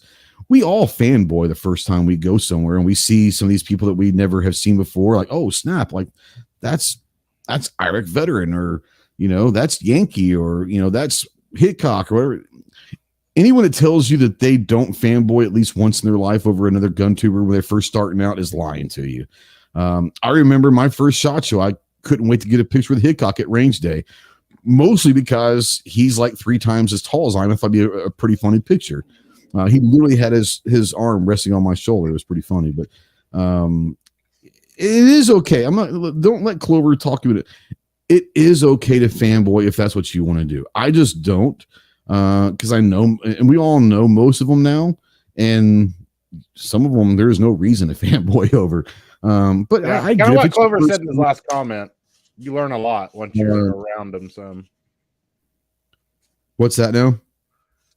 Like Clover said in his last comment, you learn a lot about people once you've been around them. Some. Oh, and that's what I'm saying. Your first time, and then you realize this is just a complete jerk off dumbass or what. I mean, some of them are great, but some of them are, you see someone at an NRAM in Dallas that went there, put on Daisy Dukes, a halter top, and a blonde wig just so people would notice them. Like you realize, okay, that's a douche. Like stay away from that guy for sure. I know. Once I got to meet Rogue last year, I was like, that guy's a douche. He's a dick. I mean, I didn't even. Dude, I had to stay with that guy all week. What's even worse is we're gonna can we not get rid of this guy? Like I tried to pawn him off on Jeff and TJ. You know. Speaking of which, Snob, it just didn't. Go ahead, bro. No, it didn't take. Ironically, Jeff was in with G in the chat on G this morning. I saw his comment. He got 2 extra beds for me and TJ. Like, dude, we've been booked since September, bro. We kept telling him, and Crystal's like, "I'm just gonna book it. I'm just gonna book it." And Jeff's like, "You're paying for it." Yeah. Rich White says, "If I ever go to shot, Paul Harrell's there. I'll be screaming like a girl in the front row of a Beatles concert." There you go. I remember the first time I met Clint Smith. That was a pretty awesome. I'm not going to lie. That was a pretty cool thing for me. And we sat there for like 45 minutes talking with him about Marine stuff and all that.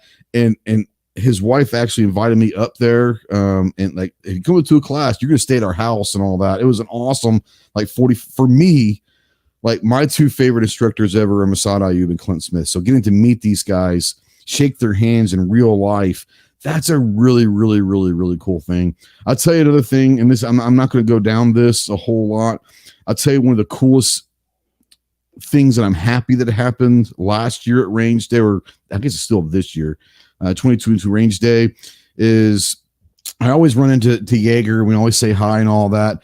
And I literally bumped into him by mistake, and we both like looked at each other like, "Oh shit, what's up?" I gave each other a hug and all of that. I was really happy I ran into him, especially now. That was really, looking back, I was really happy. Got to see James one last time. But yeah, running into some of these guys that like I look up to, and I'm not talking gun tubers, but like instructors and all that. Now, let's be honest, Snob, the real superstar that everyone looks forward to seeing is Pincus. Like Pincus is the superstar of SHOT Show. And if you don't go say hi to him, he'll make sure he comes and says hi to you, especially if you have a camera on. I thought you was going to say, if you think he's a superstar, just ask him. He'll tell you. Just ask him. He'll tell you. Yeah, he'll tell you. But no, having Rob as a friend does have its perks a little bit as well. But yes, especially, I remember it was 2020, right before the cough. 2020, I was literally doing, it was like Thursday morning, I was doing a booth interview, and right in the middle of the interview, he comes up and like gives you a big old kiss on the cheek. I was like, dude, I got to start this whole thing over again. He didn't care. So if you don't say hi to him, he will come and say hi to you, especially if you have a camera on. He is the biggest camera whore I've ever seen in my life. And I'm not lying. I can say that because he's a friend of mine, but he is the biggest camera whore in our industry. 100%. See, I think if I just take my dog with me, everybody will give me tons of attention because I always give people attention when they have puppies. So, Chris, this is a true thing. This is a real thing. You're going to see a lot of tactical dogs at SHOT. And I don't know if you've been around working dogs or not. And this is a real thing. So I am not joking about this. Always ask if you want to pet these dogs, always ask their handlers because most of them can't be touched. But you're going to see the ones with the muffs on, the goggles. Like there's some awesome looking tactical pups out there. For sure, but they're all over the place. So if you have a dog, dude, for $75, Snob, you can go online and get that working dog vest for that dog and get a certified dog and bring it to SHOT with you. That would be awesome. They wouldn't believe it because he's an asshole and he'd eat something. I kind of want the dog that we saw last year. I know you saw it. The one that was with it was HK or it was with one. It was like Sig maybe. No, not the dog I'm talking about. He was the robot dog. They was the walking around robot back dog. there in the Yeah, back corner of the second floor. That thing was badass. Yeah. He'd like come up to you and look at you, and he was just the mannerisms and everything. Oh, that was cool. Tony Simon's good people. Man, he's fooled you all. He has fooled you, Gary. Tony is a horrible human being. No, Tony's probably one of the greatest human beings on the face of this earth. There's a rumor there might be a new sticker this year. Just saying. So I'm interested in seeing what this year's sticker, the Lovatron sticker, is a classic. I just hope he still has bubbles on, is all I'm saying. I think he realizes. I think this time he realizes for the rest of his life the bubbles are going to have to be incorporated into his stickers for sure.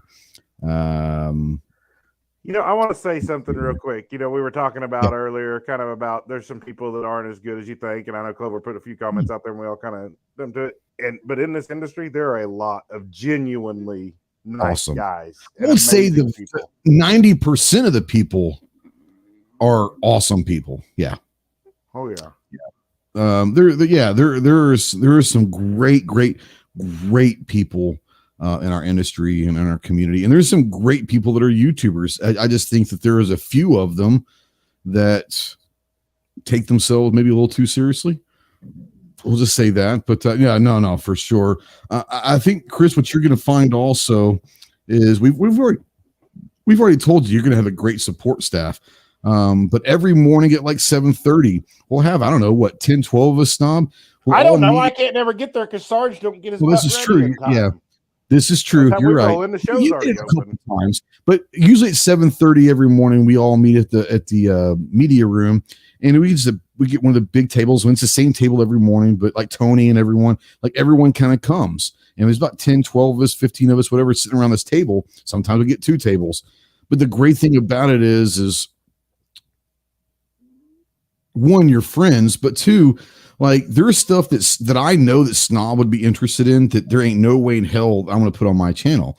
And throughout the day, like I might get a text from Sarge or Snob or Gary or Clover, someone say, hey, so-and-so down in the dungeon booth number, whatever, might be something you're interested in. Or if I walk past something that's really fuddish, Clover, hey, you might want to go check out this company in the dungeon or something. So you're going to, people will help in a lot of ways. And more than anything else, it's that morning, it's just kind of, hey, how did everybody do yesterday and all that. And hey, by the way, go check these people out. It's pretty cool stuff. And we usually meet in the morning, sometimes around lunchtime, just kind of hang out and get a soda for half an hour. And then at the end of shot, that day, the media room stays open for like another hour after a shot show closes. So we all go to the media room, kind of decompress from the day. And die pretty much. And die, take your shoes off and sit there for a few minutes. But yeah. One thing I'm excited to see this year at SHOT Show is G-Web's walking around with a backpack on with a little pug sticking its head out. It's going to happen. That's going to happen. I ain't keeping that dog. Yeah. The second that he went live to show the dog, I think I literally sent a text to Clover that said he got himself a new dog. Like he is not giving up this dog at all. Yeah, we were literally talking about it at Wanamaker. You were showing us the picture of it and stuff. Like, yep. Yeah. Yep. He's definitely, and I think that dog and Mello get along okay. So he'll spend a lot of time. He's going to chime in out here in the chat here in a second and say, I'm finding it at home. I'm finding it at home. No, that dog's going to be in Vegas in January. Yeah, it is what it is. Anyways, hour 53 minutes, and we literally talked about shit tonight. We had a great conversation on reloading. Real quick, Chris, once again, congratulations on getting into shot. Really looking forward to seeing you in Vegas in January. You're going to knock it out. Tell people where they can find you, any projects you have coming on. Take a few minutes and really kind of self promote here. Thanks for the invite. I had a lot of fun tonight. It was a fun show. You can catch me on YouTube and Instagram at Chris from the 740. And tomorrow night, 9 Eastern, we'll be doing the Wednesday night live chat. And that's about all I got.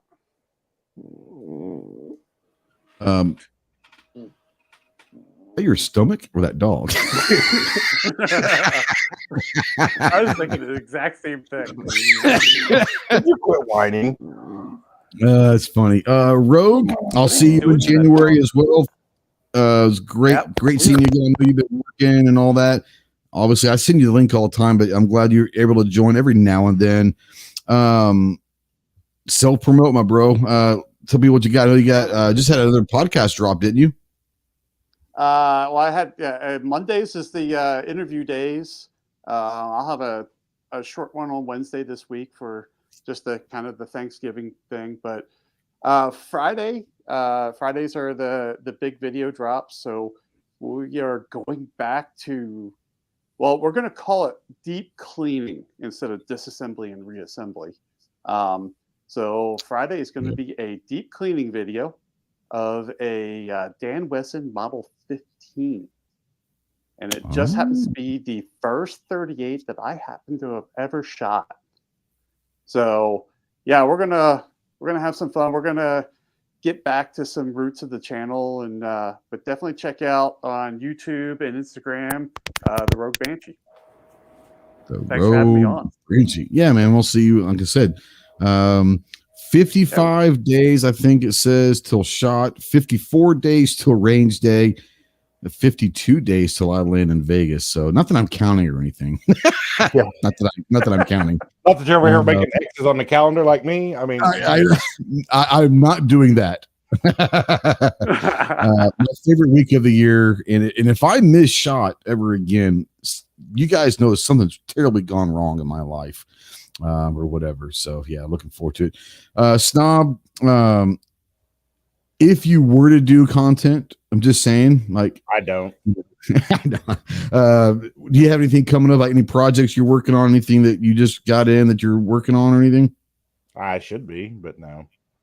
I understand. Yeah. Go check out these other two, Chris and Rogue. Chris and Banshee, absolutely. Go check them out.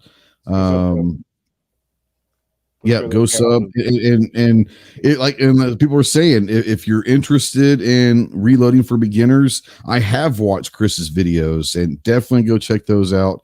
Ro, do you still have like the cleaning videos up, or did you take those down? The cleaning videos. The cleaning videos that got you in trouble. So yeah, there are. Just about everything's up there. What got me in trouble was the building videos. Right, is what got me in trouble.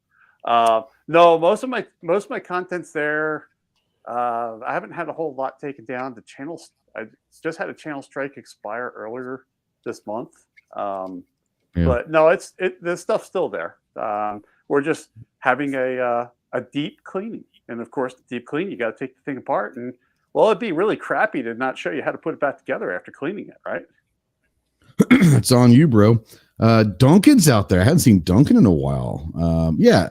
Have a great Thanksgiving, guys. And I'm going to go through my spiel right now because you guys know it's that time of year. Remember our guys and gals downrange right now. A lot of these guys, they're out there. They're overseas for the holidays. I've been there. It sucks being away for the holiday season. Not saying you have to do anything. Just remember, maybe a little toast, little toast to our guys downrange right now. I promise you, they'd rather be at home with their families and friends and all that. So I know that people get sick of that. I don't really give a shit. You know what you're going to get when you come to my channel. Not saying you have to do anything, but just remember that there are people that won't come home and can't be home for the holidays, and absolutely hang in there. Thank you guys coming in. Thank you. It was a great chat out there. The reloading stuff, like I said, I'm trying not to get too excited, but I am. You know, it's one of those things. I do get excited about this because it's something new to me. But yeah, thanks everybody out there. It was a great chat. Prepper, go check out New York Prepper out there for sure. Baron's out there. I didn't was Baron out there the whole time? I didn't see Baron say a word. I never saw him. He was out there. Yeah, maybe I missed something, but I didn't see Baron out there at all. He must have been quiet. Go figure.